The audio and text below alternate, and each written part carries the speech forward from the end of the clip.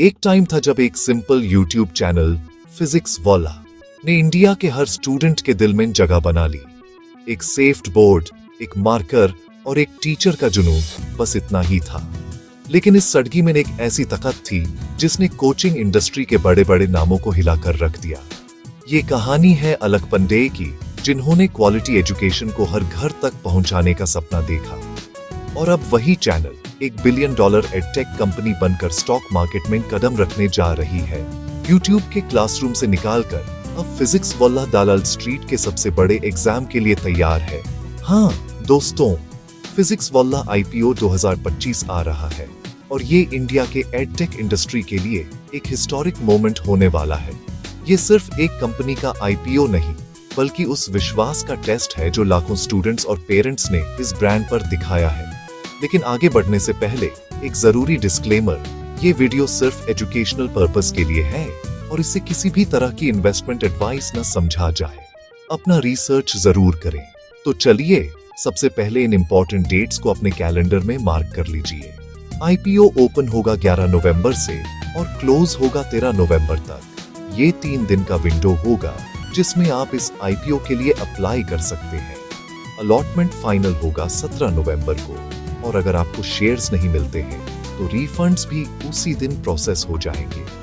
Finally listing date रखी गई है 18 नवंबर 2025।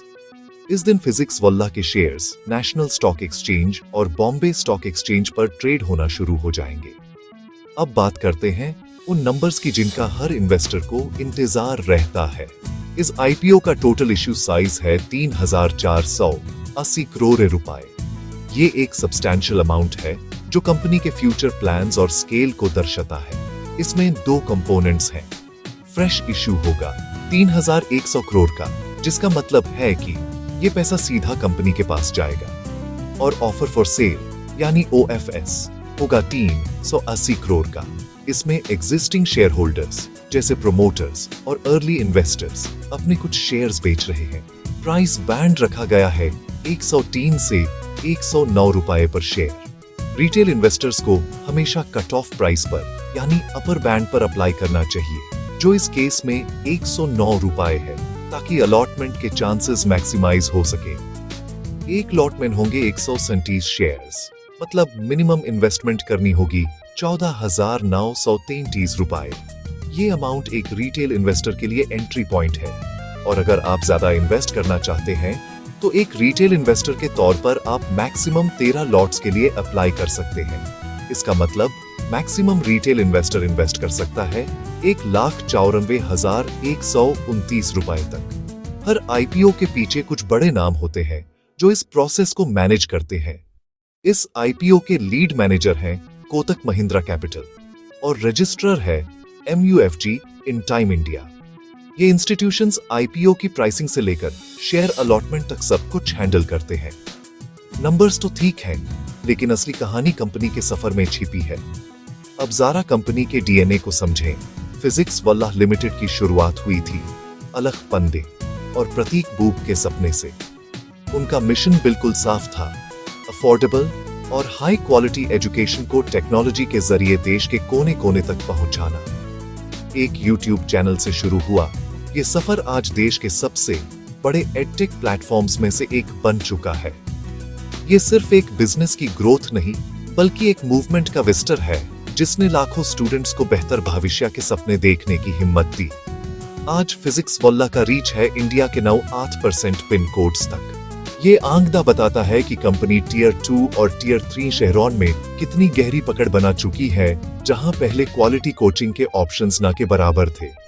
उनके प्लेटफॉर्म पर 10 मिलियन पेड स्टूडेंट्स और 36 मिलियन फ्री लर्नर्स उनके 80 से ज्यादा YouTube चैनल्स पर पढ़ रहे हैं। ये हाइब्रिड मॉडल, फ्री कंटेंट से ट्रस्ट बनाना और पेड कोर्सेज से मोनेटाइज करना, उनकी सक्सेस का एक बड़ा रीजन रहा है। ऑनलाइन के साथ साथ कंपनी ने ऑफलाइन मार्केट में भी तेजी से कदम बढ़ाए हैं। आज कंपनी के 120 विद्यापीठ सेंटर्स हैं जो स्टूडेंट्स को फिजिकल क्लासरूम का अनुभव देते हैं और ये प्लेटफॉर्म 28 अलग अलग एग्जाम कैटेगरीज कवर करती है, जिसमें सबसे पॉपुलर हैं नीट, जी और स्कूल लेवल के कोर्सेज। फाइनेंशियली भी कंपनी ने जबरदस्त ग्रोथ दिखाई है, लेकिन इस ग्रोथ के साथ कुछ चैलेंजेस भी आए हैं। फाइनेंशियल ईयर 2021 में कंपनी का रेवेन्यू 107% बढ़ा और ये पहुंच गया 1940 करोड़ तक।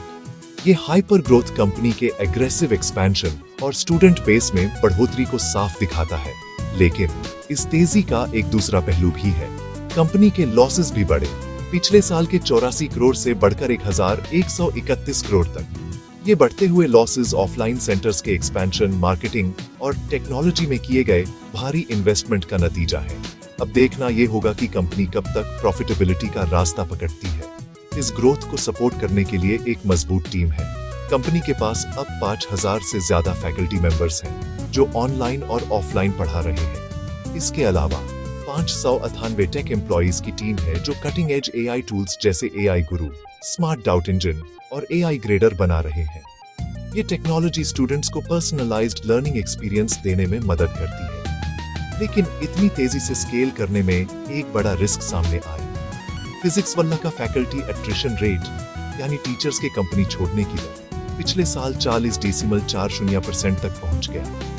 ये एक चिंता का विषय था क्योंकि एडटेक में टीचर्स ही ब्रांड का चेहरा होते हैं। हालांकि कंपनी का कहना है कि अब ये रेट स्टेबल हो गया है। अब थोड़ा मार्केट पर नजर डालते हैं। एडटेक मार्केट भी अभी हाई ग्रोथ पर है। एक्सपर्ट्स का मानना है कि 2025 तक इंडिया का एडटेक सेक्टर $10 बिलियन तक पहुंचने वाला है। ये एक बहुत बड़ा अपॉर्चुनिटी साइज है और इसी वेव पर राइड कर रहा है फिजिक्स वल्ला। अपने अफोर्डेबल प्राइसिंग मॉडल और मास मार्केट अपील के साथ पीडब्ल्यू इस मार्केट का एक बड़ा हिस्सा कैप्चर करने की पोजीशन में है। तो सवाल ये है, एक इन्वेस्टर के नजरिए से इस आईपीओ को कैसे देखा जाए?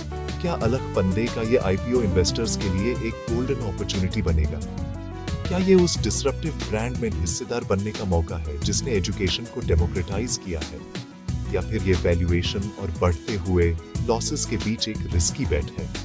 क्या कंपनी फ्यूचर में अपने कंपटीशन से आगे निकाल पाएगी और प्रॉफिटेबिलिटी हासिल कर पाएगी? ये वो सवाल हैं जिनका जवाब हर इन्वेस्टर को आईपीओ अप्लाई करने से पहले ढूंढना होगा। जो भी हो, एक बात तो पक्की है, YouTube के प्ले बटन से लेकर स्टॉक एक्सचेंज की घंटी तक का ये सफर सिर्फ एक कंपनी नहीं, बल्कि एक ऐसी रेवोल्यूशन की कहानी है जिसने भारत में पढ़ने और पढ़ाने के तरीके को हमेशा के लिए बदल दिया। मैं हूं आशीष और आप देख रहे हैं ट्रेडिफाई, जहां हम हर आईपीओ की कहानी बताते हैं स्टोरी के अंदाज में। हमारे साथ जुड़े रहिए इस आईपीओ की जर्नी को एनालाइज करने के लिए।